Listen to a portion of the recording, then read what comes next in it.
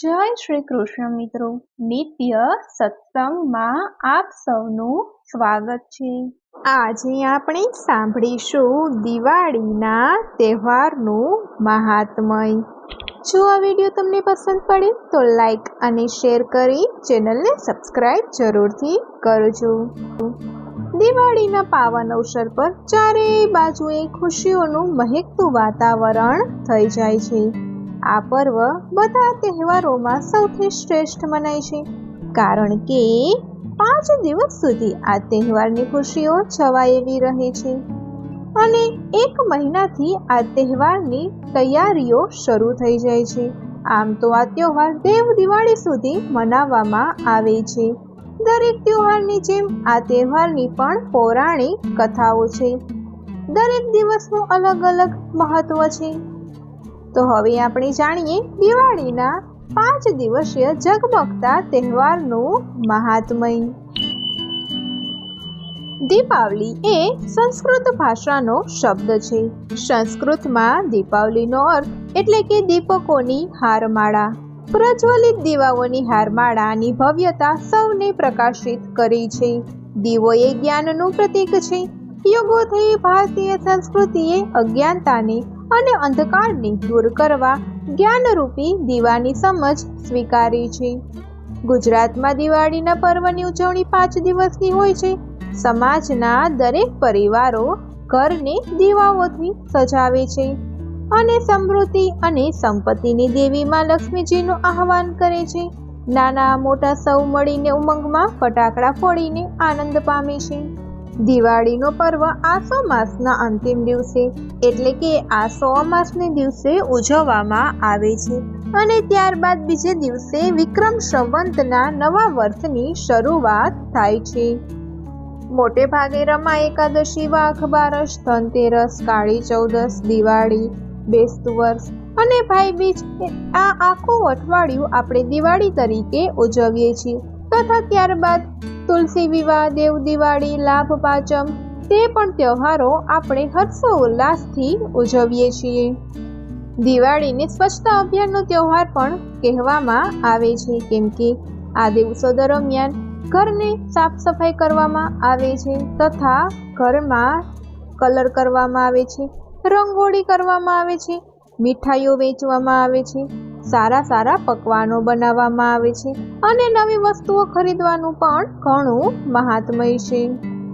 દિવાળીના તહેવારની શરૂઆત વાઘ બારસ એટલે કે વસુ બારસથી જ થઈ જાય છે। બારસનો અર્થ થાય છે 12મો દિવસ અને વસુનો અર્થ થાય છે ગાય।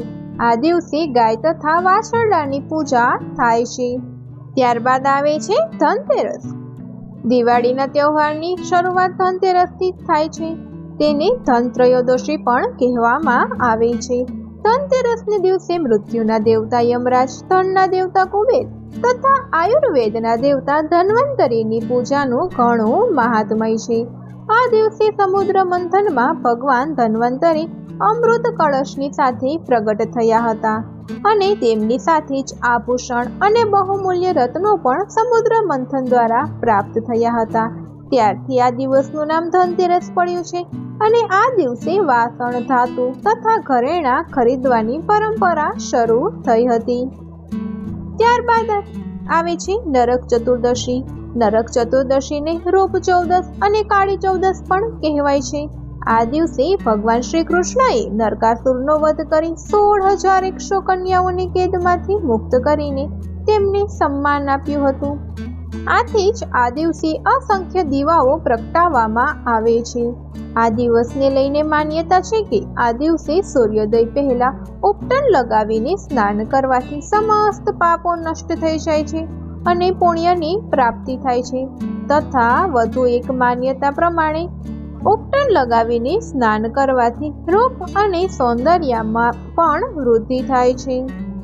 ત્યારબાદ આવે છે દિવાળી। દિવાળી એ જ આ મુખ્ય પર્વ છે। દિવાળીનો તહેવાર વિશેષ રૂપે માં લક્ષ્મીની પૂજા કરવાનો પર્વ છે। કારતક મહિનાની અમાસને દિવસે સમુદ્ર મંથન દ્વારા માતા લક્ષ્મી પ્રગટ થયા હતા, જેમને ધન, વૈભવ, ઐશ્વર્ય અને સુખ સમૃદ્ધિની દેવી માનવામાં આવે છે। તેથી આ દિવસે માતા લક્ષ્મીના સ્વાગત માટે દીવા પ્રગટાવવામાં આવે છે। જેથી અમાસની રાતના અંધારામાં દીવાઓથી વાતાવરણ પ્રકાશિત થઈ જાય છે. આ ઉપરાંત આ દિવસે ભગવાન ગણેશ અને માતા સરસ્વતીની પૂજા પણ કરવામાં આવે છે. વેપારી ભાઈઓ આ દિવસે ચોપડા પૂજન કરે છે તથા આ દિવસે ભગવાન રામચંદ્રજી, માતા સીતા અને ભાઈ લક્ષ્મણ સાથે 14 વર્ષનો વનવાસ સમાપ્ત કરીને ઘરે પરત ફર્યા હતા. શ્રી રામના સ્વાગત માટે અયોધ્યાવાસીઓએ ઘરે ઘરે દીપ પ્રગટાવ્યા હતા અને આખી નગરીને દીવાઓની હારમાળાઓથી ઝગમગ કરી હતી. ત્યારથી જ દિવાળીના દિવસે દીવા પ્રગટાવવાની પરંપરા છે. 5 દિવસના આ તહેવારનો મુખ્ય દિવસ લક્ષ્મી પૂજન અથવા દિવાળી જ છે. ત્યારબાદ નવા વિક્રમ સંવત્સરની શરૂઆત થાય છે.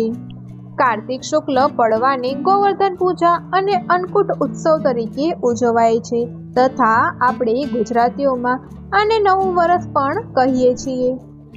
તેને પડવો કે પ્રતિપદા પણ કહેવામાં આવે છે.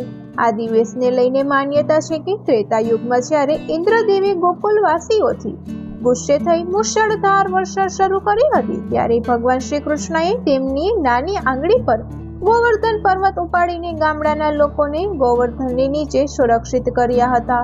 ત્યારથી આ દિવસે ગોવર્ધન પૂજનની પરંપરા પણ ચાલી રહી છે.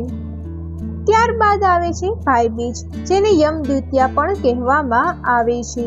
દિવાળીના તહેવારનો આ આખરી દિવસ છે. ભાઈ બીજનો તહેવાર ભાઈ બહેનના સંબંધને ગાઢ બનાવવા અને ભાઈની લાંબી ઉંમર માટે ઉજવવામાં આવે છે.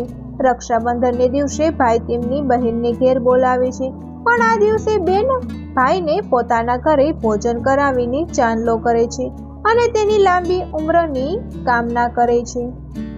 આ દિવસને લઈને એવી માન્યતા છે કે યમરાજ તેમની બહેન યમુનાજીને ઘરે તેમને મળવા આવ્યા હતા અને યમુનાજીએ તેમને પ્રેમથી ભોજન પીરસ્યું હતું અને વચન લીધું હતું કે દર વર્ષે આ દિવસે તેઓ તેમની બહેનના ઘરે ભોજન માટે જશે. તેમજ જે બહેન પોતાના ભાઈને આ દિવસે તિલક કરી ભોજન પીરશે તેના ભાઈનું આયુષ્ય લાંબુ થાય છે. ત્યારથી ભાઈ બીજ પર આ એક પરંપરા બની ગઈ છે. તો મિત્રો, આ હતો દિવાળીના તહેવારોનું મહાત્મય. જો આ વિડીયો તમને પસંદ પડ્યો હોય તો લાઈક અને શેર કરી ચેનલને સબસ્ક્રાઇબ જરૂરથી કરજો. જય શ્રી કૃષ્ણ.